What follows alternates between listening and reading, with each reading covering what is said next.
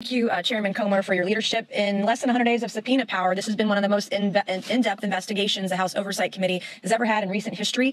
And I would hope that the media here today would put as much attention and interest and focus on this as they have a former president. For years, the left has said, no one is above the law. Well, put your money where your mouth is and prove that, because the American people do not trust the federal government. They don't trust Congress. They don't even trust current presidents because of the kind of possible and alleged corruption that we see at every level of government, and no one is ever held to account. I try to call the balls and strikes regardless of whether or not you have an R or a D by your name. I've been accused, all of us have been, over this particular issue that we're conspiracy theorists. We're not. What we're proving to you today is showing you actual bank records, actual evidence of shell companies and businesses, or more businesses and more Bidens involved than we knew of. You have to issue more subpoenas because every time we turn over a rock, there's more information, there's more possible corruption, there's more possible allegations that need to be investigated. This is what we know today. Money flowed from the Chinese Communist Party, aligned with individuals into American shell companies, and then that money was wired and transferred to Biden family members. This could be the most corrupt scheme in American politics, where a sitting vice president, where we saw members of his family, 9 members so far, there may be more, that were enriched from countries all over the world. And we're providing more information about Romania today. We know about China. We know that the president denied this during an election in 2020, continues to deny it to this day. And we want everyone held accountable if they have violated their oath of office. We shouldn't have folks that are in office that are betraying their oath of office. We shouldn't have people in office that are betraying their country. If they're paying loads of cash to their family members from adversaries of ours around the world, it's wrong, whether you have a Republican or a Democrat by your name. And we saw evidence of intentionally taking steps to hide the sources of money coming directly from China through a series of financial gymnastics. Joe Biden's political career was winding down at the time, and this was one of the Biden family's last chances to cash in on the name. We have evidence of Chairman Ye Jianming, who is believed to be affiliated with Chinese Communist Party intelligence organizations and has even been accused of gathering intel for Communist China. Ye started CEFC in China. His agent in America, Gong Wendong, which Andy Biggs mentioned earlier, formed CEFC Infrastructure Investment US on May 11th, 2017. On May 18th of 2017, Dong used one of his Chinese companies, Shang Huaxin, to fund CEFC infrastructure in an attempt to hide the source of the money. And you see this pattern repeated over and over and over again. On June 30th, 2017, Shanghai Huaxin sent $10 million from China to CEFC infrastructure. Then on August 4th, 2017, CEFC infrastructure wired $100,000 directly to Hunter Biden's own corporation, Owasco PC.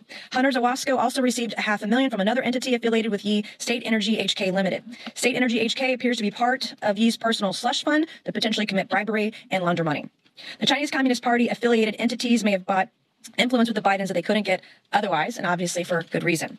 These alleged layering schemes are repetitive. They knew what they were doing, they knew how to do it, and they did it multiple times all over the world. If it looks complicated and sounds complicated, it was intentionally made to be complicated so you could not follow the money. And what we're trying to do today is show you how to follow the money. The Committee of Oversight, we need to pursue the Chinese relationship with the Serbian politician Vuk Jeremic, who first attempted to introduce Ye to the Bidens in 2015. From August 2015 to June of 2016, State Energy HK paid Jeremic's company $3 million.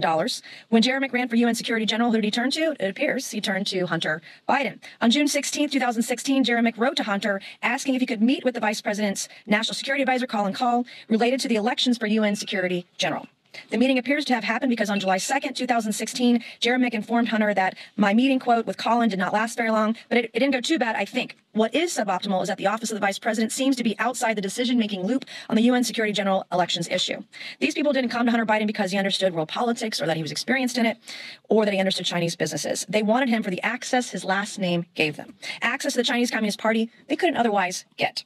In March of 2017, the same Chinese company that sent $3 million to Vuk Jeremic sent $3 million to one of Biden's associates, who siphoned off 30%. As Amy Biggs mentioned, we see that repeated over and over again. Siphoned off 30% or $1 million to Hunter Biden, James Biden, Hallie Biden, why she would need that, and an unknown Biden bank account.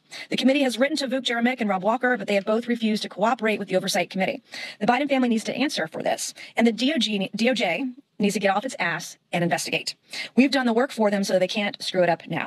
If these allegations, any of these allegations are proven true, then someone with the last name Biden needs to be charged, prosecuted, and maybe spend a little time in prison to take to account and responsible for the actions they've taken today. Also, as mentioned by the chairman, I want to thank you. The legislative priorities we have of our committee, this is not a witch hunt. This is not a conspiracy theory. If there are anti-corruption laws that need to be made stronger, we will also do that. And I appreciate your time today. Thank you, Mr. Chairman.